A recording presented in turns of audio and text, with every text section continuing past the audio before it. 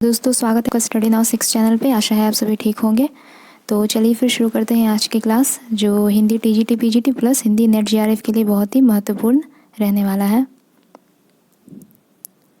पहला प्रश्न देखेंगे।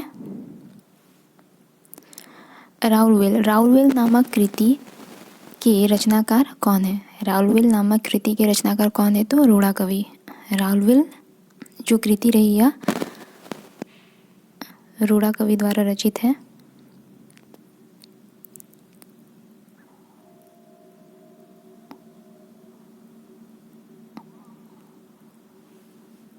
आगे है राउलवेल एक गद्य पद्य मिश्रित चंपू काव्य।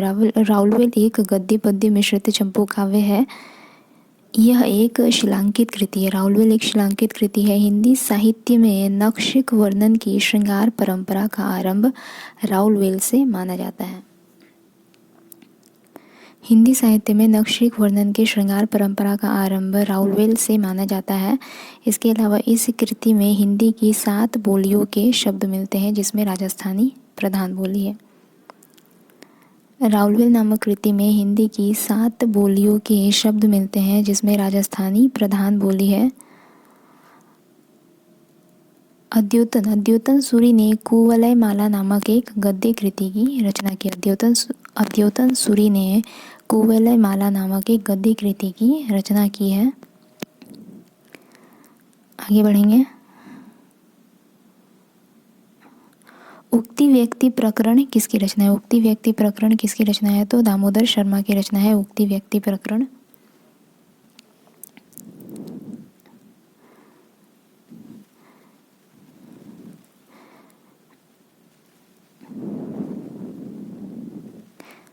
उक्ति व्यक्ति प्रकरण नामक कृति की रचना, जो कि एक व्याकरणिक ग्रंथ है, उक्ति व्यक्ति प्रकरण की रचना महाराजा गोविंद चंद्र के सभा पंडित दामोदर शर्मा ने 12वीं शताब्दी के आसपास किया। उक्ति व्यक्ति प्रकरण नामक जो व्याकरणिक ग्रंथ रहा, इसकी रचना गोविंद चंद्र के सभा पंडित दामोदर शर्मा ने 12वीं शताब्दी के आसपास किया है। इसके अलावा डॉक्टर हजारी प्रसाद द्विवेदी और डॉक्टर मोती चंद्र ने उक्ति व्यक्ति प्रकरण को एक अत्यंत महत्वपूर्ण ग्रंथ माना है। डॉक्टर हजारी प्रसाद द्विवेदी और डॉक्टर मोती चंद्र ने। यह एक व्याकरणिक ग्रंथ है। इसके अलावा इसकी रचना जिसने की वो कौन थे? तो महाराजा गोविंद चंद्र के सभा पंडित रहे। और रचना कब की? तो 12वीं शताब्दी के आसपास। मैथिल कवि ज्योतिरीश्वर ठाकुर की रचना इनमें से कौन सी है? तो वर्ण रत्नाकर। मैथिल कवि ज्योतिरीश्वर ठाकुर की रचना कौन सी है? तो वर्ण रत्नाकर है।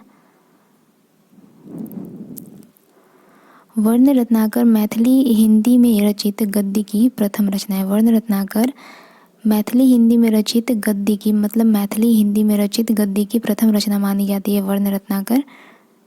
ठीक है।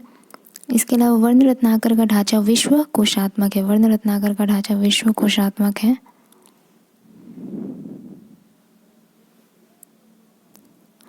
आचार्य शुक्ल के अनुसार ब्रजभाषा गद्य का सर्वप्रथम प्रयोग किसने किया? आचार्य शुक्ल के अनुसार ब्रजभाषा गद्य का सर्वप्रथम प्रयोग गोरखपंथी योगियों ने किया। आचार्य शुक्ल के अनुसार ब्रजभाषा गद्य का सर्वप्रथम प्रयोग किसने किया? तो गोरखपंथी योगियों ने किया।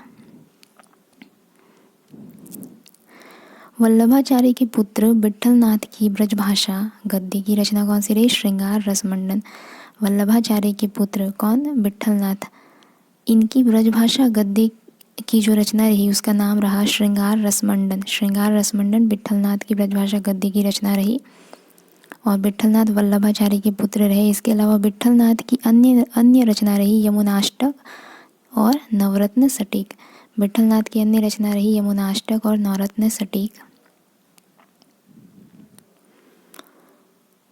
84 वैष्णव की वार्ता और 252 वैष्णव की वार्ता ये जो रचना रही है किनकी रही? तो गोकुलनाथ की। 84 वैष्णव की वार्ता और 252 वैष्णव की वार्ता गोकुलनाथ की रचना रही। बहुत इंपॉर्टेंट है। इसमें वैष्णव भक्तों और आचार्यों की महिमा प्रकट करने वाली कथाएं लिखी गई है। 284 वैष्णव की वार्ता और 252 वैष्णव की वार्ता में वैष्णव भक्तों और आचार्यों की महिमा प्रकट करने वाली कथाएं लिखी गई है। इसके अलावा अष्टयाम नामक जो पुस्तक रही, यह किस भाषा में रचित है? अष्टयाम, तो यह ब्रज भाषा में रचित है। अष्टयाम नामक पुस्तक ब्रज भाषा में लिखी गई है। इसके रचयिता रहे, अष्टयाम के रचयिता रहे नाभादास। ठीक है, अष्टयाम के रचयिता रहे नाभादास। अगला प्रश्न है, बैताल पचीसी नामक पुस्तक किनके द्वारा रचित है? बैताल पचीसी नामक पुस्तक जो रही, यह किनके द्वारा रचित है? तो सूरती मिश्र के द्वारा। बैताल पचीसी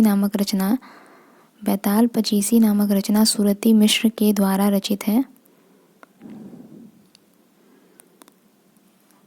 इसके अलावा बैताल पचीसी की रचना संस्कृत कवि शिवदास की रचना से कथा लेकर की गई है, यानी शिवदास की जो रचना रही उसी से कथा ली गई है और बैताल पचीसी की रचना की गई है। शिवदास एक संस्कृत कवि रहे। बैताल पचीसी का खड़ी बोली हिंदुस्तानी में अनुवाद किसने किया? तो मजहर अली के साथ मिलकर लल्लू लाल ने बैताल पचीसी नाम से किया। बैताल पचीसी का खड़ी बोली हिंदुस्तानी में अनुवाद मजहर अली के साथ मिलकर लल्लू लाल ने बैताल पचीसी नाम से किया। आईने अकबरी की भाषा वचनिका नामक पुस्तक किसकी रचना है? आईने अकबरी की भाषा वचनिका नामक पुस्तक किनकी रचना है? तो लाला हीरालाल की। आईने अकबरी की भाषा वचनिका नामक पुस्तक लाला हीरालाल की है। इसके अलावा दकनौर के निवासी प्रियादास ने सेवक चरित्र नामक ग्रंथ की रचना की। दकनौर के निवासी प्रियादास ने सेवक चरित्र नामक ग्रंथ की रचना की। लल्लू लाल ने राजनीति तथा माधव विलास नामक ब्रजभाषा गद्य पद्य मिश्रित एक ग्रंथ की रचना की। लल्लू लाल ने राजनीति तथा माधव विलास नामक ब्रजभाषा गद्य पद्य मिश्रित ग्रंथ की रचना की।